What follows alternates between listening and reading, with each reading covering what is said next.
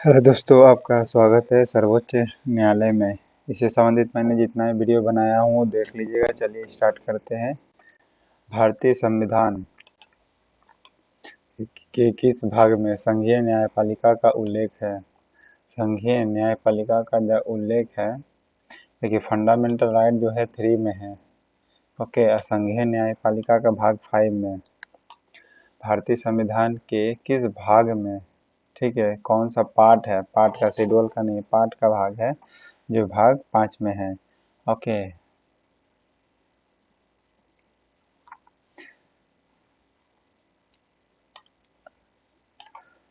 संविधान के व्याख्याकार और संरक्षक किसे कहा जाता है? सुप्रीम कोर्ट को कहा जाता है। ठीक है, संविधान के व्याख्याकार और संरक्षक कौन होते हैं? सुप्रीम कोर्ट होता है। और सुप्रीम कोर्ट के न्यायालय का चुनाव कौन करता है? राष्ट्रपति करता है। ठीक है, राष्ट्रपति शपथ दिलवाता है। ओके,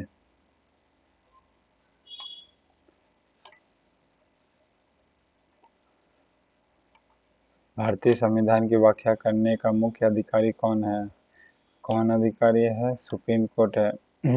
ओके, भारतीय संविधान की व्याख्या करने का मुख्य अधिकारी कौन है? सर्वोच्च न्यायालय है, सुप्रीम कोर्ट, वही डिफाइन कर सकती है।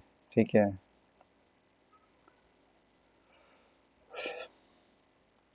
किसके अंतर्गत भारत में सर्वप्रथम सर्वोच्च न्यायालय की स्थापना हुई थी? किसके अंतर्गत में सबसे पहले भारत का बात है, सर्वप्रथम सर्वोच्च न्यायालय की स्थापना हुई थी? तो 1773 में हुआ था, रेगुलेटिंग एक्ट के जरिए। ओके, 1773 में रेगुलेटिंग एक्ट आया था, उसके जरिए भारत में सर्वप्रथम सुप्रीम कोर्ट क्या हुआ था? स्थापित हुआ था, इस्टेब्लिशमेंट हुआ था। भारत के सर्वोच्च न्यायालय की स्थापना हुई थी कब? तो देखिए इसके अंतर्गत में कहिएगा तो भारत सरकार अधिनियम 1935, भारत सरकार अधिनियम 1935 है, इसकी जरिए सर्वोच्च न्यायालय की स्थापना हुई थी।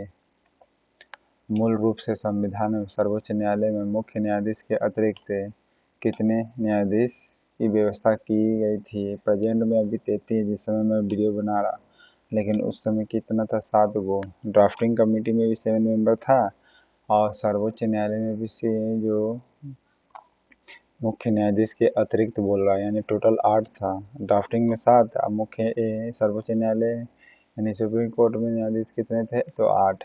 ठीक है, यानी एक मुख्य न्यायाधीश था उसमें से। ओके, इस क्वेश्चन में बोला है अतिरिक्त बोला है। वर्तमान में सर्वोच्च न्यायालय में मुख्य न्यायाधीशों के अतिरिक्त कितने न्यायाधीश है? 33, ऑप्शन नहीं है इसमें। सर्वोच्च न्यायालय के न्यायाधीशों की संख्या में वृद्धि करने की शक्ति किसके पास है? ये संसद के पास है। पावर तो है मतलब शक्ति बढ़ाने का, तो वो है सुप्रीम कोर्ट का, संसद को है। ठीक है, सर्वोच्च न्यायालय सर्वोच्च न्यायालय के न्यायाधीशों को निम्नलिखित में से कौन सी अर्हता होनी चाहिए? तो उपयुक्त में से कोई भी हो सकती है। सबसे पहले वह एक परंपरागत विधि वेता हो, मतलब पुराने एक समय से वो क्या हो, वकीली करते आ रहे हों। दूसरा, किसी एक या एक से अधिक न्यायालय में लगातार 10 वर्षों तक भी अधिवक्ता रहा हो। ठीक है, क्या रहा हो? एक या एक से अधिक जितने भी सुप्रीम हाई कोर्ट है उसमें लगातार 10 वर्षों तक क्या रहा हो? अधिवक्ता रहे हों 10 वर्षों तक लगातार। और वह किसी एक या अधिक उच्च न्यायालय में लगातार कम से कम 5 वर्ष तक न्यायाधीश के रूप में कार्य कर चुका हो, तब भी। तो कोई भी तभी बन सकते हैं सुप्रीम कोर्ट के न्यायाधीश। 5 साल हाई कोर्ट में, 10 साल वकीली में, और परंपरागत विधि वेता हो, तो कोई भी सही है। उच्चतम न्यायालय के मुख्य न्यायाधीश की नियुक्ति कौन करता है? नियुक्ति प्रेसिडेंट करेगा। पावर बढ़ाएगा कौन? संसद करेगा। ओके, और उच्चतम न्यायालय में के मुख्य न्यायाधीश की नियुक्ति कौन करता है?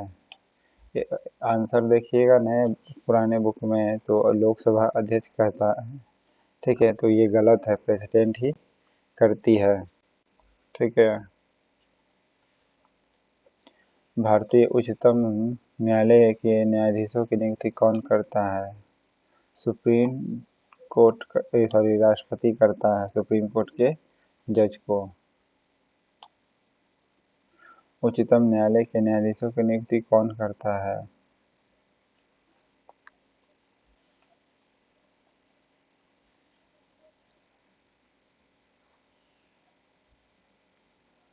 भारत के कार्यवाहक मुख्य न्यायाधीशों की नियुक्ति कौन करता है? कार्यवाहक जो भी मुख्य न्यायाधीश होंगे उसकी नियुक्ति कौन करेगा? राष्ट्रपति करती है, ओके। कार्यवाहक मुख्य न्यायाधीश भी होगा ना, उसका भी कौन ये नियुक्त करेगा?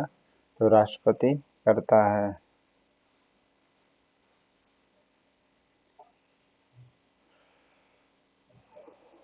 राष्ट्रपति सर्वोच्च न्यायालय के अन्य न्यायाधीशों को नियुक्ति में किससे परामर्श लेता है? तो जो मुख्य न्यायाधीश होंगे ना, उससे सुप्रीम कोर्ट के जो भी मुख्य न्यायाधीश होंगे उससे परामर्श लेता है, 143 के अंतर्गत लेता है, ठीक है। सर्वोच्च न्यायालय के अन्य न्यायाधीश, सर्वोच्च न्यायालय का जो अन्य भी न्यायाधीश होगा उसकी नियुक्ति में किससे परामर्श करेगा? तो सर्वोच्च न्यायालय के मुख्य न्यायाधीश से परामर्श करेगा, ठीक है। और महान्यायवादी का आर्टिकल कौन सा है चुनने का? तो आर्टिकल 148 नहीं, अटॉर्नी जनरल का आर्टिकल 76 है, सीएजी के लिए है 148, ठीक है। सर्वोच्च न्यायालय में तदर्थ न्यायाधीशों की नियुक्ति किस देश की न्याय प्रणाली से प्रेरित है? तो तदर्थ न्यायाधीश अगर चुनना है तो फ्रांस के न्यायाधीशों की नियुक्ति से प्रेरित है, ओके।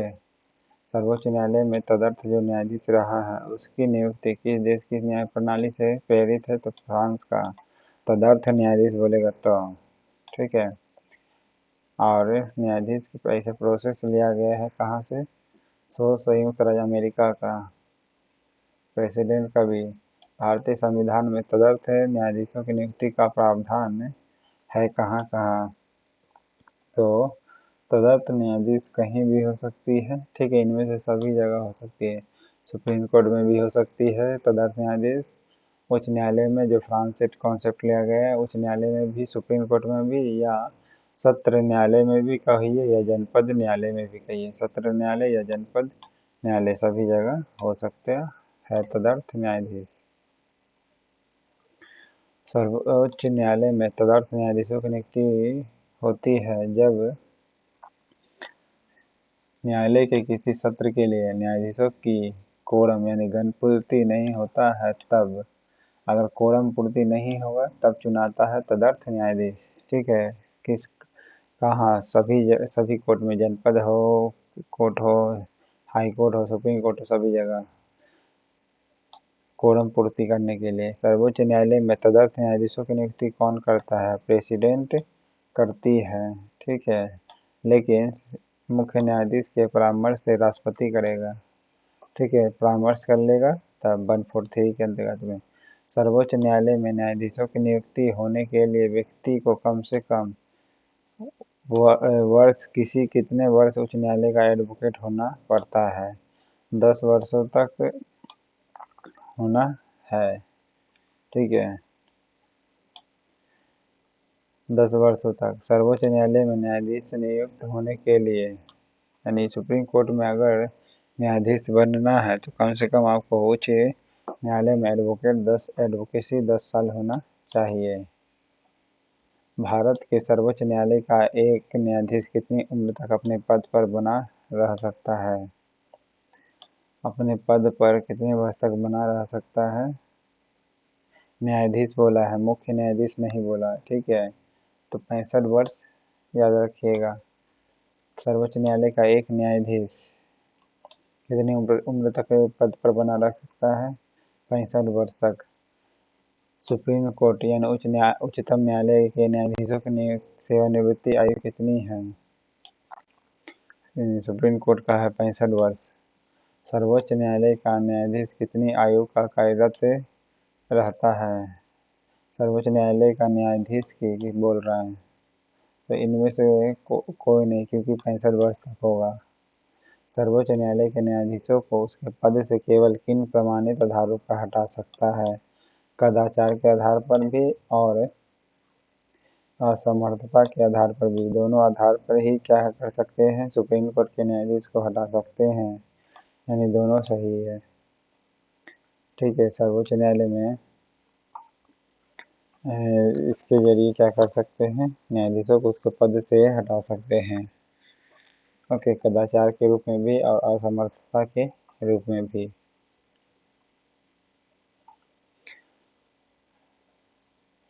सर्वोच्च न्यायालय के न्यायाधीशों को कदाचार और असमर्थता के प्रमाणित आधारों पर संसद किस तरह महाभियोग का प्रस्ताव पारित कर सकती है? तो संसद के दोनों सदनों द्वारा अलग अलग अपने कुल सदस्यों की संख्या के बहुमत तथा उपस्थित एवं मतदान करने वाले सदस्यों के 2/3 बहुमत प्रस्ताव पारित करते हैं। ओके, सुप्रीम कोर्ट जो होती है उसके न्यायाधीशों को कैसे हटा सकती है? तो कदाचार और असमर्थता के आधार पर। और संसद में क्या लाना पड़ेगा? इम्पीचमेंट लाना पड़ेगा। ठीक है, महाभियोग लाना पड़ेगा। तो कैसे हटा सकते हैं? तो दोनों सदन द्वारा अलग अलग अपने कुल सदस्य जो हैं उस संख्या के बहुमत होना चाहिए तथा उपस्थित होने वाला और मतदान करने वाले सदस्यों का संख्या कितनी होनी चाहिए? 2/3 होनी चाहिए। ठीक है, 2/3 सदस्य के जरिए हटा सकता है। सुप्रीम कोर्ट के न्यायाधीशों के विरुद्ध महाभियोग का प्रस्ताव पारित होता है कैसे? राष्ट्रपति की तरह। ठीक है, और कौन आदेश जारी कर सकता है? तो राष्ट्रपति जारी करता है। फिर से, सुप्रीम कोर्ट के न्यायाधीशों के विरुद्ध महाभियोग का प्रस्ताव पारित हो जाने पर पदच्युति का आदेश कौन जारी कर सकता है? तो प्रेसिडेंट जारी करेगा। और दोनों का नियम सेम है, हटाने का 2/3 विशेष बहुमत से हटाने का है। सुप्रीम कोर्ट के किस न्यायाधीश के विरुद्ध 11 मई 1993 को लोकसभा में लाया गया महाभियोग प्रस्ताव असफल रहा था? तो 11 मई 1993 में आया था और बी रामास्वामी था जो इसके समय में आया था। बी रामास्वामी, यानी रामास्वामी से राम याद रखिएगा। ठीक है, राम के खिलाफ ही महाभियोग प्रस्ताव आया था जो असफल रहा। ठीक है, सर्वोच्च न्यायालय के मुख्य न्यायाधीश को प्रति महीना कितना वेतन मिलता है? 1 लाख रुपया। ये बदलते रहता है। सर्वोच्च न्यायालय के अन्य न्यायाधीशों को प्रति महीना कितना वेतन मिलता है? 90,000 रुपये। अन्य न्यायाधीश बोल दिया, मुख्य न्यायाधीश को 1 लाख बोल रहा है, तो अन्य न्यायाधीश को 90,000 रुपया। ओके, ये सब बदलते रहता है। जब राष्ट्रपति और उपराष्ट्रपति दोनों के पद खाली हो तब उनके काम कौन करेगा? तो भारत के मुख्य न्यायाधीश है, जैसे जस्टिस एम हिदायतुल्लाह ये कर चुके हैं। ठीक है, और भारत के किस मुख्य न्यायाधीश ने राष्ट्रपति के रूप में काम किया है? Justice M Hidayatullah. अभी बताएं। ओके, जस्टिस एम हिदायतुल्लाह दोनों नहीं थे, तब कौन बने थे? जस्टिस एम हिदायतुल्लाह बने थे।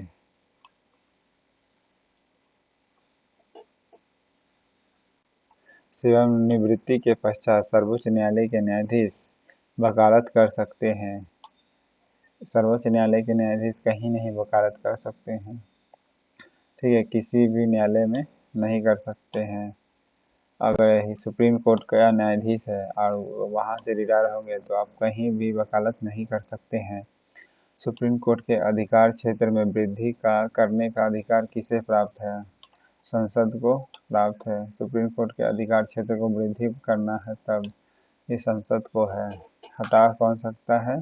प्रेसिडेंट इम्पीचमेंट के जरिए, जैसे राष्ट्रपति को हटाया जाता है। सर्वोच्च न्यायालय में न्यायिक कामकाज के लिए किस भाषा का प्रयोग किया जाता है? न्यायिक कामकाज के लिए किस भाषा का प्रयोग करेंगे? तो अंग्रेजी का। सुप्रीम कोर्ट में कौन सी भाषा का प्रयोग किया जाता है? अंग्रेजी का। ओके, सुप्रीम कोर्ट किस संस्था का निरीक्षण कर सकता है? तो अपने अधीनस्थ न्यायालय को कर सकता है। ओके, सुप्रीम कोर्ट किस संस्था का क्या करेगा? निरीक्षण कर सकता है, तो अधीनस्थ न्यायालय का। भारत में न्यायपालिका एक क्या है? स्वतंत्र न्यायपालिका, इंडिपेंडेंट जुडिशरी है। भारत में जुडिशरी कैसी है? तो इंडिपेंडेंट। भारत में जुडिशरी का स्वरूप कैसा है? जुडिशरी यानी न्यायपालिका तो किस प्रकार का है? तो एकीकृत है, ठीक है, यूनिफाइड है, एकीकृत है। भारत में न्यायपालिका का स्वरूप कैसा? एकीकृत। राष्ट्रपति और उपराष्ट्रपति के निर्वाचन में विवाद के मामले को किसको प्रस्तुत किया जाता है? तो सुप्रीम कोर्ट के जो मुख्य न्यायाधीश होते हैं सुप्रीम कोर्ट में प्रस्तुत किए जाते हैं, ठीक है। चुनाव से संबंधित कोई विवाद होता है तो आर्टिकल 71। ओके, राष्ट्रपति और उपराष्ट्रपति से संबंधित चुनाव विवादों को सुलझाने का अधिकार सुप्रीम कोर्ट न्यायालय को है। यह उसका क्या है? यह उसका मौलिक अधिकार है। किसका? सुप्रीम कोर्ट का भी मौलिक अधिकार है। तो वो कौन सा है? तो सुप्रीम प्रेसिडेंट और वाइस प्रेसिडेंट का अगर इलेक्शन में विवाद हो जाती है ना, ठीक है, डिस्प्यूटेड हुआ, तो उसको सुलझाने का काम यही करेंगे। जो मौलिक अधिकार फंडामेंटल राइट हो गया। राष्ट्रपति जो है प्रेसिडेंट कानूनी मामलों में किससे एडवाइस ले सकता है? तो बताए थे सुप्रीम कोर्ट के न्यायालय से एडवाइस ले सकता है। कानूनी मामले में किससे एडवाइस ले सकता है? तो सुप्रीम कोर्ट के न्यायालय से। उच्चतम न्यायालय के परामर्शदात्री बनाया गया है। कैसे? 143 के अंतर्गत में, ठीक है, आई लव यू आर्टिकल के जरिए बताए थे, ठीक है। परामर्शदात्री दे सकता है और ले सकता है, आर्टिकल 143। ओके, जबकि चुना जाता है कैसे? 1 to 4 के जरिए। न्यायाधीश न्यायिक पुनरावलोकन का अधिकार किसे है? तो न्यायिक पुनरावलोकन का अधिकार जो है इस ऑप्शन में के अनुसार मारिएगा तो प्रेसिडेंट को है, सॉरी प्रेसिडेंट करें, सुप्रीम कोर्ट को है। न्यायिक पुनरावलोकन का अधिकार किसे है? उच्चतम न्यायालय को है, सुप्रीम कोर्ट को। भारत में जो जुडिशरी पुनरीक्षण की शक्ति का प्रयोग किया जाता है कब? जब संवैधानिक वैधता देखी जाती है, अभी कहाँ? केवल सर्वोच्च न्यायालय में। भारत में न्यायिक पुनरीक्षण की शक्ति का प्रयोग कहाँ किया जाता है? तो सुप्रीम कोर्ट में की जाती है। सुप्रीम कोर्ट के न्यायिक पुनरीक्षण कार्य का क्या अर्थ है? उसमें ये दिखता है कि कहीं संवैधानिक भूल तो नहीं हुई है, ठीक है। कानूनों की संवैधानिक वैधता का पुनरीक्षण किया जाता है, ठीक है, संवैधानिक वैधता का पुनरीक्षण किया जाता है। और ये शक्ति कहाँ से ली गई? अमेरिका के संविधान से ली गई है। न्यायिक पुनरावलोकन का अर्थ क्या है? कि सर्वोच्च न्यायालय किसी भी राज्य के कानून को अवैध घोषित कर सकता है। किसी भी राज्य के जो कानून है उसको अवैध घोषित कर सकता है। न्यायिक पुनरावलोकन का अर्थ है। न्यायिक पुनरावलोकन में न्यायालय को निम्नलिखित अधिकार प्राप्त है। क्या प्राप्त है? निम्नलिखित। यदि कोई कानून या आदेश संविधान के विपरीत हो तो उसे असंवैधानिक घोषित कर सकता है, ठीक है। जैसे NJAC, okay, national judiciary advice commission था ना, इसको क्या कर दिया था? इसको इतना पावर था कि देखा कि ये संविधान के विरुद्ध है, ठीक है, तो इससे क्या कर दिया? अघोषित कर दिया था। असंवैधानिक मतलब। न्यायिक पुनरावलोकन की व्यवस्था कहाँ से ली गई है? भारत और USA में है, ठीक है। भारत और USA में, UK में नहीं है, ओके, ना केवल भारत में, दोनों जगह है। केंद्र और राज्यों के विवादों का समाधान करना सर्वोच्च न्यायालय के किस क्षेत्राधिकार के अंतर्गत आता है? तो प्रारंभिक क्षेत्र में आता है। केंद्र और राज्य के विवादों अगर होता है तो उसका समाधान करना सर्वोच्च न्यायालय में होता है। ये किस क्षेत्राधिकार के अंतर्गत आता है? तो प्रारंभिक, ठीक है, प्राथमिक, प्राइमरी तौर पर देखा जाए तो ये आएगा। ओके, असंवैधानिक घोषित कर सकता है क्या कि अगर कोई बिल आती है तब देखा कि संविधान के विरुद्ध है तो असंवैधानिक घोषित कर सकती है। ओके, जबकि परामर्श दे सकता है 143 के अंतर्गत में प्रेसिडेंट को किस मामले को उच्च न्यायालय में प्रत्यक्ष रूप से दाखिल नहीं किया जा सकता है? दाखिल नहीं किया जा सकता है। दो या अधिक राज्यों के बीच विवाद होता है तो हाई कोर्ट में आप नहीं जा सकते हैं, डायरेक्ट ही सुप्रीम कोर्ट में जाना पड़ेगा। और ये प्रारंभिक अधिकार कहलाता है उनका, किसका? सुप्रीम कोर्ट का। दो या अधिक राज्यों को विवाद होता है तो हाई कोर्ट नहीं बल्कि डायरेक्ट सुप्रीम कोर्ट जाया जाता है। ये ठीक है, तो ये नहीं कर सकते। बाकी क्या क्या कर सकते हैं? मूल अधिकारों का अगर अतिक्रमण हो गया फंडामेंटल राइट का, तब भी डायरेक्ट सुप्रीम कोर्ट जाइए।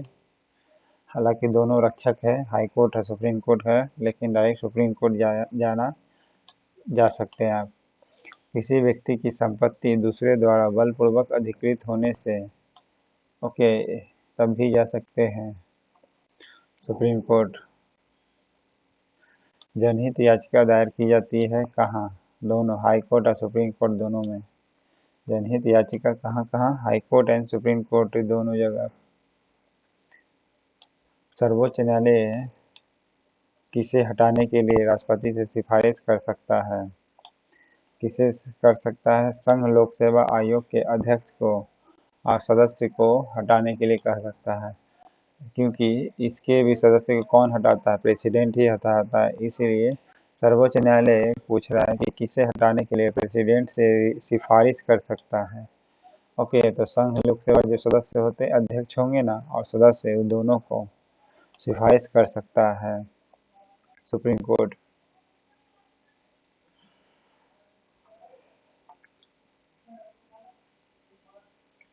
अब मंत्री परिषद के किसी भी सदस्य को कौन हटा सकता है? ये तो कोई भी हटा देगा। कोई का मतलब प्रधानमंत्री भी हटा सकता है। सर्वोच्च न्यायालय कौन सा प्रलेख जारी नहीं कर सकता है? तो निषेधाज्ञा नहीं, निषेधाज्ञा, ठीक है, ये जारी नहीं कर सकता है। निषेधाज्ञा ये जारी नहीं कर सकता है।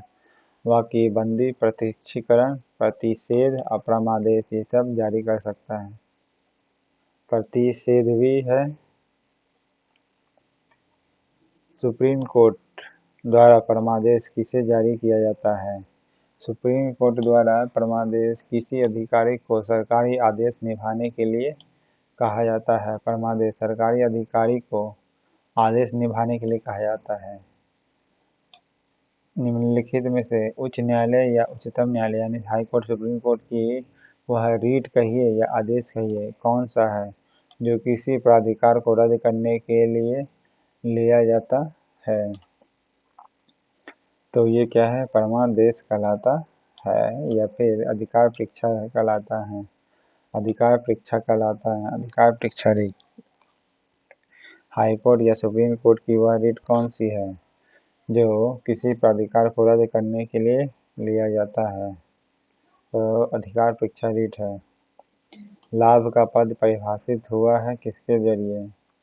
लाभ का पद परिभाषित हुआ सुप्रीम कोर्ट के द्वारा। ओके, लाभ का पद कौन जारी परिभाषित किया है? सुप्रीम कोर्ट जारी किया है, ना कि संसद।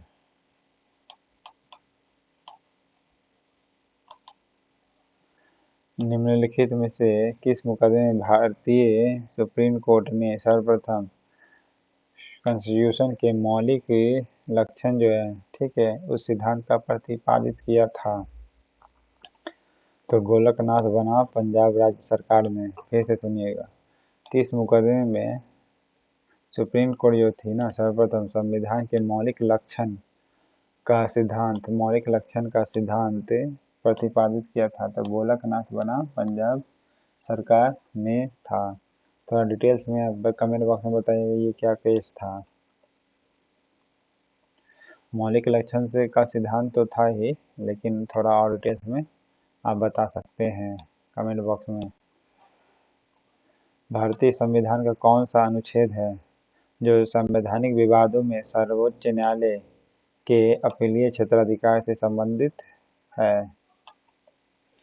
तो अनुच्छेद 134 ए को मिला करके अनुच्छेद 133 को पढ़ना। ओके, फिर से सुनिएगा। कौन सा अनुच्छेद जो है संवैधानिक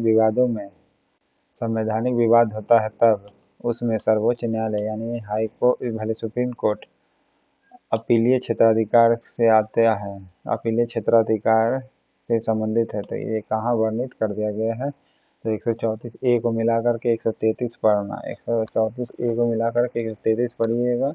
इसके जरिए ही ये सुप्रीम कोर्ट क्या करती है कि संवैधानिक विवाद हो जाती है तब उनके अधिकार क्षेत्र में आता है, यानी वो निर्णय सुना सकते हैं, देख सकते हैं केस को। ठीक है, अधिकार 134 ए को मिलाकर के 133 पढ़ना। ठीक है, अब 331 जो है आंग्ल भारतीय के लिए है, वर्णन है, मतलब उस आर्टिकल्स में केंद्र और राज्यों के बीच विवाद होने वाले विवादों का निर्णय करने की भारत के सुप्रीम कोर्ट की शक्ति आती है, बिल्कुल आती है। तो वो क्या है? ये मूल अधिकारता के अंतर्गत में आता है। अगर केंद्र राज्य के बीच विवाद हो जाती है तो ये मूल अधिकार फंडामेंटल राइट है किसको? सुप्रीम कोर्ट को है कि वह निर्णय ले सकता है अगर केंद्र राज्य के बीच विवाद होती है तब। आप ये कमेंट बॉक्स में बताइएगा कि केंद्र राज्य के लिए कानून बना सकता है। ठीक है, ये किस आर्टिकल में है? भारत का उच्चतम न्यायालय यानी सुप्रीम कोर्ट कानूनी तथ्य के मामले में प्रेसिडेंट को परामर्श देता है। जी हाँ, जब तभी वह ऐसे परामर्श के लिए कहता है, तब मांगेगा तभी जाके देगा, ये नहीं कि जाके अपने मन से देवे लगे। राष्ट्रीय मानव अधिकार आयोग के अधिनियम 1993 के अनुसार निम्नलिखित में से कौन इस आयोग का अध्यक्ष बन सकता है? तो केवल भारत के रिटायर जो मुख्य न्यायाधीश होते हैं वही बनेगा। राष्ट्रीय मानव अधिकार आयोग के अधिनियम कब पारित हुआ था? पहला तो 1993 में ये पारित हुआ था, ये याद रख लीजिएगा। और दूसरा, इसका हेड कौन होता है? तो भारत के मुख्य न्यायाधीश जो होते हैं ना, उसका रिटायर अधिकारी होते हैं। ओके, रिटायर अधिकारी होते हैं। निम्नलिखित में से किस वाद में सुप्रीम कोर्ट ने संविधान के मूल ढांचे का सिद्धांत प्रतिपादित किया था? तो केशवानंद भारती केस जो था, इसमें मूल ढांचे का सिद्धांत था वो केशवानंद भारती केस में। ओके,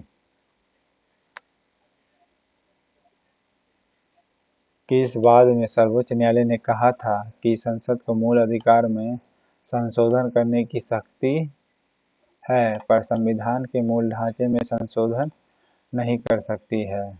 तो किस में है? केशवानंद भारती केस में। फिर सुनिएगा, मूल अधिकार में तो आप अथी कर सकते हैं, संशोधन कर सकते हैं, लेकिन संविधान के मूल ढांचे में नहीं। मूल अधिकार में कर सकते हैं लेकिन मूल ढांचे में नहीं। किसका? वो भी संविधान का। ठीक है, कि ये कौन सा केस था? केशवानंद भारती केस था। ओके, केशवानंद भारती केस में।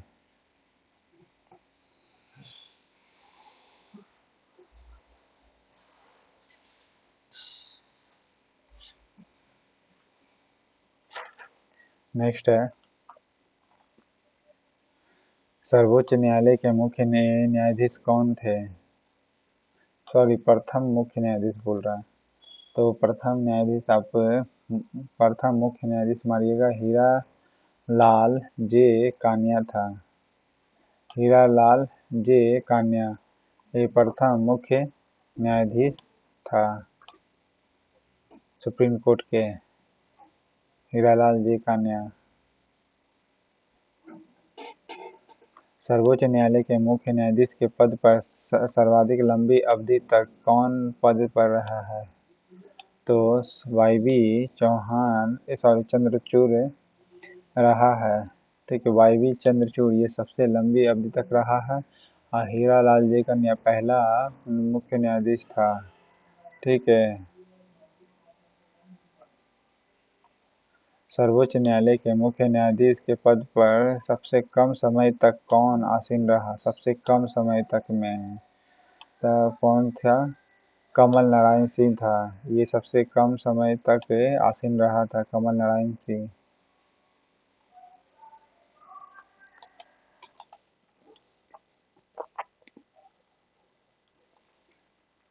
सर्वोच्च न्यायालय सबसे कम समय तक कौन रहा था? कमल नारायण सिंह। और सबसे ज़्यादा कौन? तो वाई.बी. चंद्रचूड़। कमल से याद रखिए, कमल एक पॉलिटिकल पार्टी से याद रखिए। सबसे कम समय में एक प्रेसिडेंट रहा है कमल छाप से। वो कौन था वो आप कमेंट बॉक्स में बताइएगा। तो कमल कम समय तक प्रधानमंत्री या कम समय तक मुख्य न्यायाधीश भी रहा है, तो कौन था? कमल नारायण सिंह। ठीक है, हाँ, अभी तक भारत के जो मुख्य न्यायाधीश का पद जो है वहाँ तक अभी SC/ST का कोई भी नहीं बन पाया है। ठीक है, मुख्य न्यायाधीश।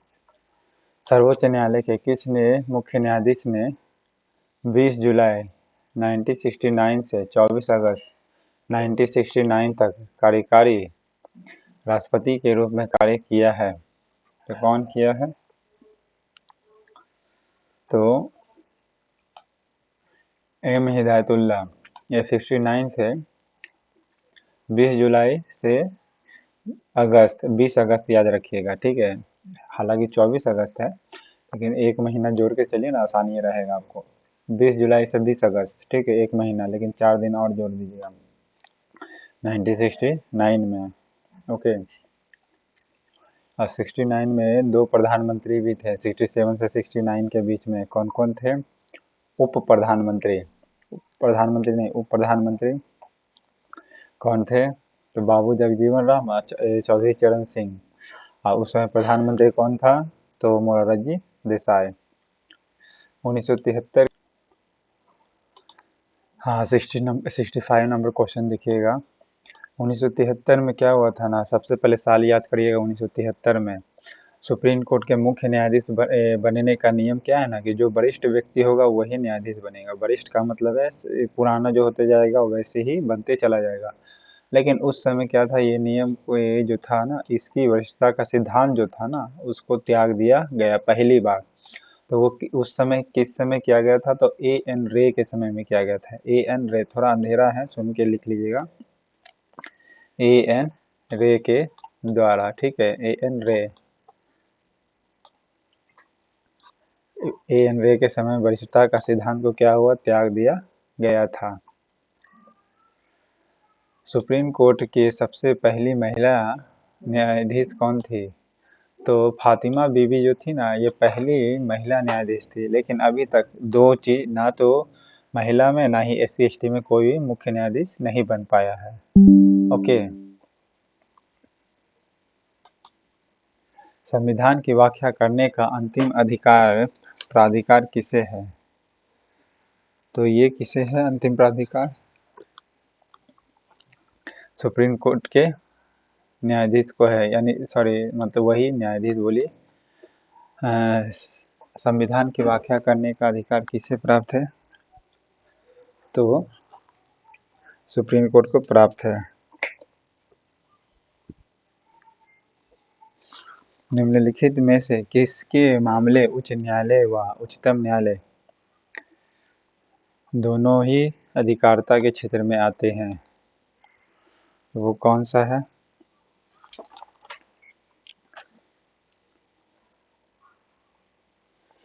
मूल अधिकारों का संरक्षण। ठीक है, यानी हाई कोर्ट में भी आता है, सुप्रीम कोर्ट में भी आता है। ये दोनों अधिकार आता है सुप्रीम कोर्ट में, मतलब दोनों ही आता है। कौन सा अधिकार? तो मूल अधिकार, फंडामेंटल राइट का संरक्षण करना है। ठीक है। फंडामेंटल राइट का मतलब क्या, नेचुरल राइट्स, ठीक है। नेचुरल राइट जैसे क्या हो सकता है, खाने का अधिकार, सोने का अधिकार, ठीक है। एवरीथिंग, एवरीथिंग नहीं, मतलब एक नेचुरल जिसको मिलना चाहिए, ठीक है। एजुकेशन हो गया। उच्चतम न्यायालय की परामर्श अधिकारिता के विषय में, जैसे काम करने का अधिकार भी मूल अधिकार है, में निम्नलिखित में से कौन सा कथन सही है? तो वो है पहला, परामर्श की अधिकारिता शक्ति के अधीन प्राप्त किसी निर्देश पर सुप्रीम कोर्ट के पूर्ण पीठ सुनवाई कर सकती है। ओके, फिर से सुनिएगा। परामर्श, उच्चतम न्यायालय की परामर्श अधिकारिता के विषय में कौन सा कथन सही है? पहला तो वो कि परामर्श अधिकारिता शक्ति के अधीन, यानी परामर्श अधिकारिता की शक्ति जो होगी ना, उसी के अधीन प्राप्त जो निर्देश है उसी पर सुप्रीम कोर्ट की पूर्ण पीठ क्या करेगी, सुनवाई करेगी। सुप्रीम कोर्ट के पूर्ण पीठ सुनवाई करेगी। ओके, दूसरा है, परामर्शी अधिकारिता के अधीन प्राप्त निर्देश पर व्यक्त किया हुआ सुप्रीम कोर्ट का मत सरकार पर बाध्यकारी नहीं होगा।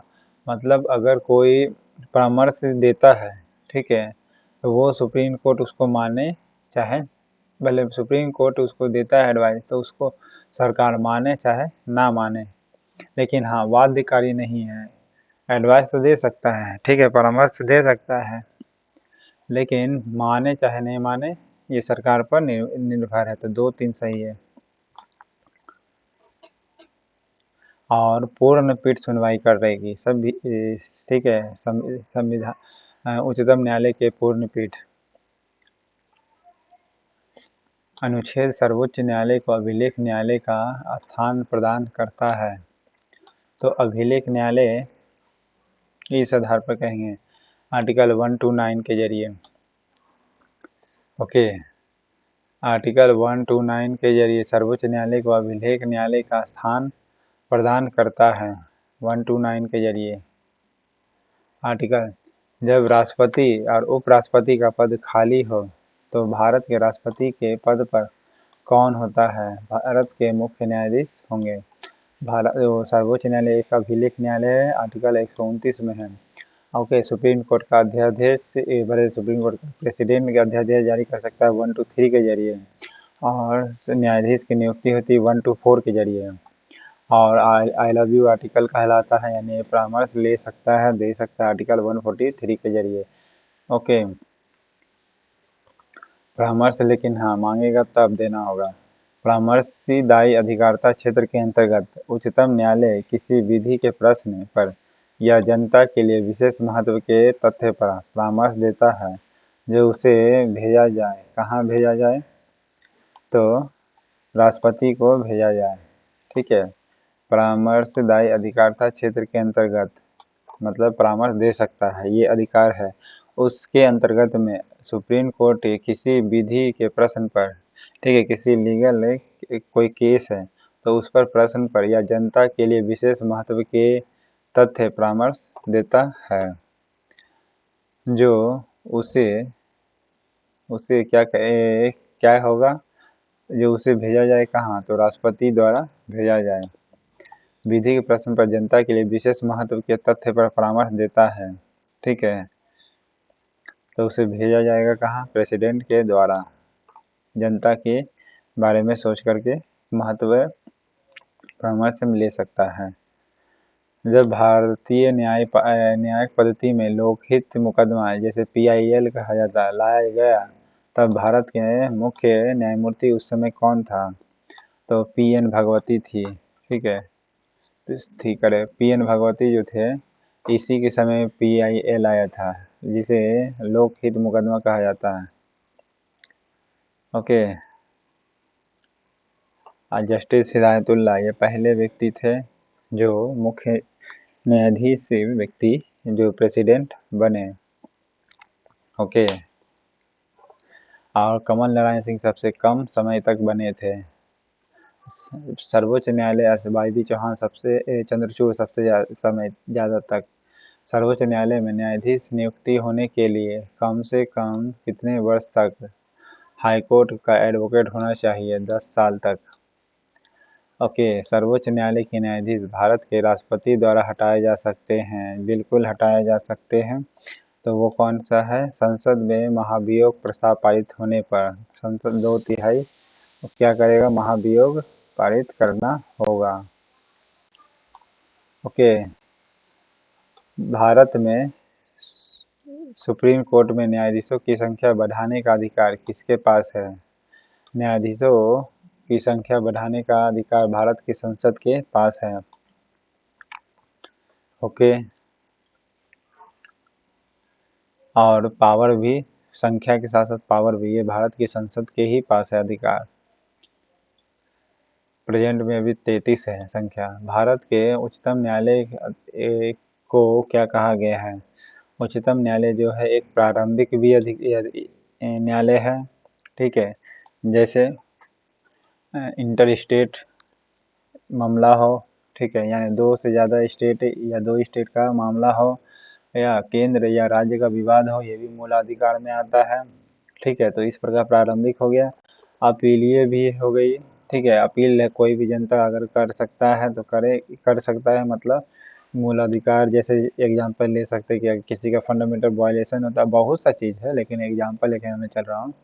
एक परामर्शदायी क्षेत्राधिकार, जैसे प्रेसिडेंट को परामर्श देता है, तो इस प्रकार उच्चतम न्यायालय है तीनों तरह कार्य करती है, प्रारंभिक, अपीलीय और परामर्शदायी क्षेत्राधिकार है। भारत में किस संवैधानिक पद पर कोई महिला नहीं रही है? संवैधानिक पद पर नहीं रही है बोल रहा है, तो मुख्य न्यायाधीश के पद पर नहीं रहा, बता रहे महिला नहीं रही है, ठीक है। सर्वोच्च न्यायालय के न्यायाधीशों की सेवानिवृत्ति आयु कितनी है? सर्वोच्च न्यायालय के न्यायाधीशों की आयु बोल रहा है, तो ये बोलिएगा 65। ओके, सर्वोच्च न्यायालय के जजों का वेतन किससे आहरित होता है? तो किससे मिलता है? संचित निधि से मिलता है, ठीक है। सर्वोच्च न्यायालय का जो जज का वेतन है संचित निधि से मिलता है, ठीक है। और संचित निधि का भी रिपोर्ट कौन जारी कर सकता है? सीएजी जारी करता है। ओके, लोक लेखा का मित्र कौन कहलाता है? सीएजी कहलाता है, ठीक है। संचित निधि हो, आकस्मिक निधि हो, या कोई भी अनुदान हो, ये सब सीएजी रिपोर्ट प्रस्तुत प्रेसिडेंट को करता है। ओके, अगर भारत का बैलेंस शीट बिगड़ेगा पैसा का यानी का, तो वो सीएजी ही इसका जिम्मेदार होता है, क्योंकि रिपोर्ट यानी ये बहुत बड़ा पद जिम्मेदारी है, ठीक है। उच्चतम न्यायालय के 81 नंबर क्वेश्चन देखते हैं। कौन से उच्चतम न्यायालय के आरंभिक अधिकारता में आते हैं? तो पहला है भारत सरकार तथा एक या अधिक राज्यों के बीच विवाद होता है तब भी, एक या एक से अधिक विवाद हो तब भी, या भारत सरकार और एक राज्य का विवाद हो तब भी, ये आरंभिक क्षेत्र के अंतर्गत में आता है। आरंभिक बोल रहे हैं, ठीक है, प्रारंभिक। दूसरा, 2 या अधिक राज्यों के बीच का विवाद हो तब भी, 2 या 2 से अधिक राज्यों का विवाद हो तब भी, ये प्रारंभिक अधिकारता ही कहलाएगा सुप्रीम कोर्ट का, ठीक है। तो 1-4 मारिएगा। इसमें मात्र 81 क्वेश्चन था दोस्तों सुप्रीम कोर्ट में। चैनल पसंद आए तो लाइक करिएगा, सब्सक्राइब करिएगा। Thank you.